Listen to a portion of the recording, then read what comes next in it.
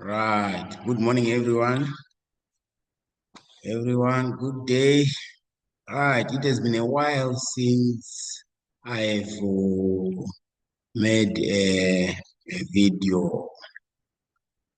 Right. We are focusing on ISC or IEB physics.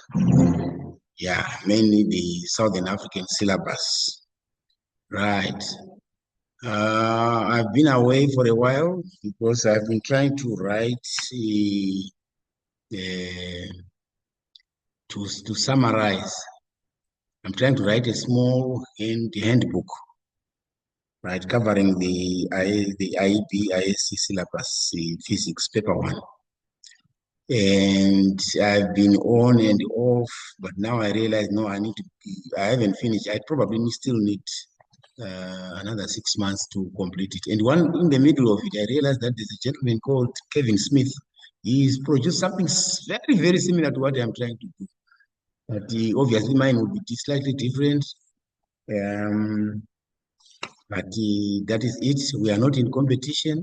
I'm also impressed by these young guys who are doing very well. I also watch their YouTube videos, Mulungi Nkosi and Kevin Nathan Science and Miss Martins. Brilliant, brilliant, brilliant. Keep it up, guys. Right. So I would like to produce as much quality content as possible. Right. Right. As Mulungi always says, quality content is what we aim for. Of course, sometimes when you produce a video, you get into sometimes there's a slip of the tongue. You can clearly see that the presenter knows what they are saying, but sometimes there is a slip of the tongue. For example, I can give you this example. There's a presenter, I think it's one of these three I mentioned, said, when the coil is in the vertical position, yeah, remember we show it like that when you are trying to show how an EMF, the graph of EMF or current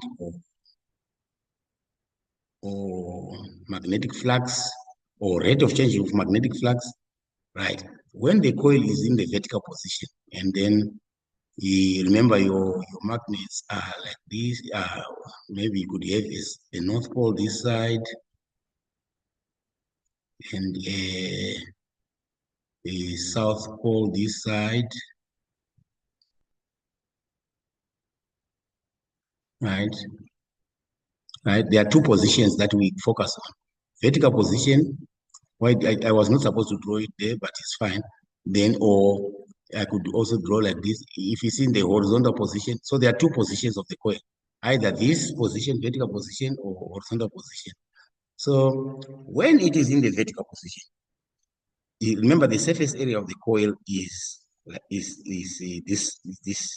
is the surface area, right?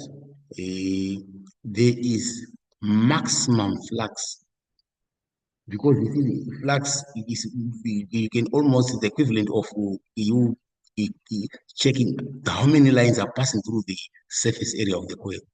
So there is maximum magnetic flux, right? Right. And when it is in this position, the coil is not cutting the rate of change. If I put the equation for Faraday's law, E is equals to minus N times the rate of change of magnetic flux. Minus N, sorry, then obviously the delta phi over T. Delta phi, I hope I get this right. Okay, I'm sure you can see what I'm trying to write. So this is the equation, delta phi over delta T. So this is the rate of change of magnetic flux. So the rate of change of magnetic flux is 0, right? So in that position, vertical position, the EMF is also 0. The induced EMF is 0. In the horizontal position, so this horizontal position, that's when it's now cutting at maximum. That's when you have maximum rate of change of magnetic flux and therefore maximum induced EMF. So there is a presenter here who said in this position, clearly correct, that the induced EMF here is 0. But then they went on to say the magnetic flux is 0. Obviously, they wanted to say the rate of change of magnetic flux is 0. But the flux is not 0. The magnetic flux is maximum. All right. I'm sure I'm actually, this presentation is about the Lenz law. So I got carried away here. All right. I'm just wanting to make clarity that sometimes we make a slip of the tongue. So let's encourage each other to be more careful when we do the presentations. Right. Today I'm talking about the Lenz law, which basically says that it speaks to us about the direction of induced current. It says that something like the direction of induced current is such as to set up a magnetic field that opposes the change. Right. So let's look at this example. If the magnet is stationary, there's no change in magnetic flux around this coil. Right. My drawing also is not very clear, but I'm sure you know what I'm trying to do. I'm trying to draw a coil, but I've only made 2 windings, 2 turns. Okay. Right. So for you to get a change, you need either to move the magnet or to move the coil. Right? Or in some way, if you can increase the magnetic field or decrease it, right, that can also cause a change in magnetic flux. Because for you to induce an EMF, you need this delta, a change in magnetic flux. And obviously, the higher the rate of change, the higher the induced EMF. Right. But now, the purpose of my presentation is just to stick to Lenz law. Right. Let's see what happens. Right. When you move the magnet into the coil, towards the coil, as you move it towards the coil, there will be a change. You can see that this is the magnetic flux of the extent. I call this the external magnetic field. As you move it towards the coil, there's no field in the coil. You forget about this paper things I've done for now.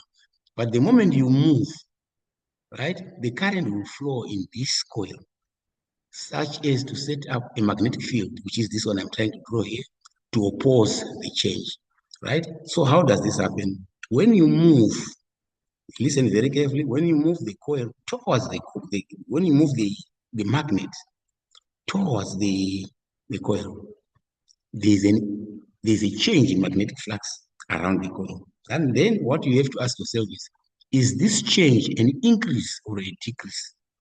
Right? Clearly, as you move the North Pole towards there is an increase in magnetic flux around the coil. It's definitely an increase. If it is an increase, the rule is the magnetic field inside the coil will be opposite to that of the external field, which is this one. So which means, can you see? The field which is formed inside, not outside the coil, inside the coil.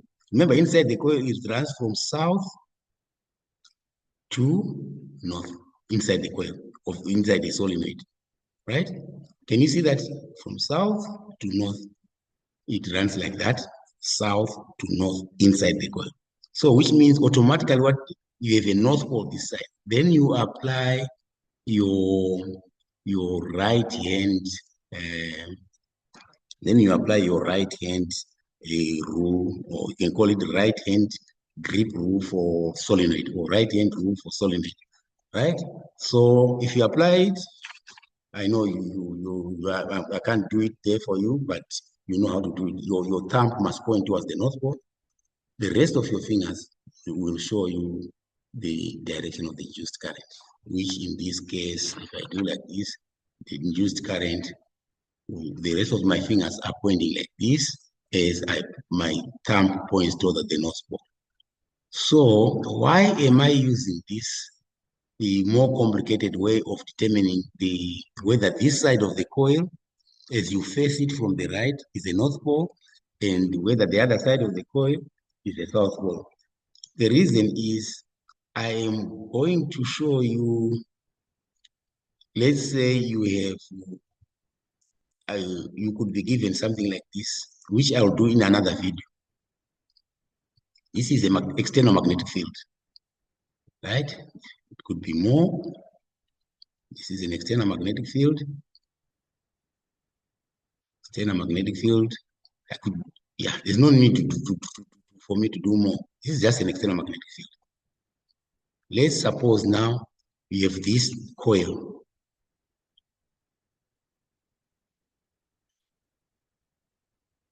Right? And you are moving it away. Let me just, this arrow is just to say you're moving it away from that external magnetic field. In which direction, according to Lenz law, will the current flow? You see, this situation is going to help you if you use this explanation that I'm giving you. So I'll deal with this in a separate video. So if, for instance, you were pulling this North Pole away, right? Just to complete this one.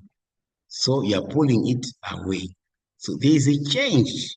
There will be a change in magnetic field around the coil, right? But that change is a decrease. If it is a decrease, then the field inside the coil will match this, it will be in the same direction as the field outside, as the external field. So the arrows will point this way, right? And then this becomes south and this becomes north. Okay. This one, remember, north is trying to run away. So the simpler way that most people use in this case is this one, where you say north is going away, so this side becomes south, and this side becomes north, right? Or in the first instance, if the North Pole is coming in, to repel the North Pole, according to Lenz law, you could say the magnetic field that is created will be such that the force on this North Pole which is coming in will be trying to push it away. So to push it away, you need a North Pole. And you see, that's the easier way of doing it, but it will not help you to sort this problem. That's why I'm talking about the direction of the magnetic field inside the coil. I hope we are all clear about this. And another thing that is really bothering me is this one. Yeah. I think that is really bothering me. Hello, say. Yes. It's fine, but I'll give them later. Oh, you're talking about that issue?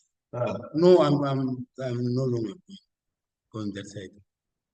Oh, okay. Because I said yesterday to the store, yes, not sure to respond. They didn't respond. Yes, I not responded. No problem. Okay. I'm not going. Oh, okay. You told them. You told those guys. Yes, I told them. No, I'm not going. Oh, okay. Yeah, thanks. That's fine. All right, thank you. Yeah, thanks so much. I'm just in the middle of something. Yeah, we can talk later. Yeah, thanks. Right. Okay. Sorry about the disruption, but I'm going to continue because actually it makes it more exciting if you hear something else unrelated to content. So it's like it was like a break. Right. Let's continue. This thing that really bothers me. Okay. The other question, the thing is, this is a center zero galvanometer. Because obviously, when you have induced an EMF, you need a complete circuit. So if this is a complete circuit, obviously, how do you tell that now current is induced? This galvanometer will deflect either to the left or to the right. Okay. Okay. What is disturbing is I hope I'll be asking for, if you're a lecturer in electrodynamics, please we come to my inbox or on the comments. I'll put my email address here. We want this to be discussed fully.